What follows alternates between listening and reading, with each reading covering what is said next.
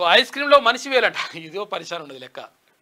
Ice క్రీమ్లో మనిషి వేలు వచ్చేందో ఏమో కానీ ఇది చూడు ఎట్లుండదు. ముంబైలో ఓ వ్యక్తి ఐస్ క్రీమ్ తింటుండగా అందులో మనిషి వేలు వచ్చింది. మొదట దాన్ని గుర్తించక ఏ డ్రై ఫ్రూటో చాక్లెట్టో ముక్కనో అనుకొని గట్టిగా కొరికిండట. అది నలగకపోవడంతో చేతిలోకి తీసుకొని చూడగా మనిషి వేలుగా తేలిందట. మరి సంపేషన్లు వేసిరా లేకపోతే వారి ముక్క కట్ అయిందా, కేకు తయారు చేస్తున్నవి మరి వేలు అంటే దిగిపడ్డదా, ఇది ఏందో కానీ మొత్తం ఆగమాగా ఉన్నది కథ. ఏదైనా తినాలంటే కూడా భయం అవుతుంది. వాళ్ళు ఏమనుకున్నారంటే డ్రై ఫ్రూట్స్ బీఫ్రూట్స్ అని తిన్నాట వాడు పాపం. తింటే అదేమో కొరికితే దంగుతలేదంట. ఇక ఐస్ క్రీమ్లో మనిషి వేలంట ఇదో పరిశాన్ ఉండదు లెక్క.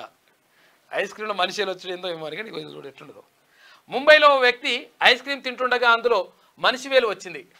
మొదట దాన్ని గుర్తించక ఏ డ్రై ఫ్రూటో చాక్లెట్టో ముక్కనో అనుకొని గట్టిగా కొరికిండట. అది నలగకపోవడంతో చేతిలోకి తీసుకొని చూడగా మనిషి వేలుగా తేలిందట. మరి సంపేషన్లు వేసిరా లేకపోతే వారి ముక్క కట్ అయిందా, కేకు తయారు చేస్తున్నవి మరి వేలు అంటే దిగిపడ్డదా, ఇది ఏందో కానీ మొత్తం ఆగమాగా ఉన్నది కథ. ఏదైనా తినాలంటే కూడా భయం అవుతుంది. వాళ్ళు ఏమనుకున్నారంటే డ్రై ఫ్రూట్స్ బీఫ్రూట్స్ అని తిన్నాట వాడు పాపం. తింటే అదేమో కొరికితే దంగుతలేదంట.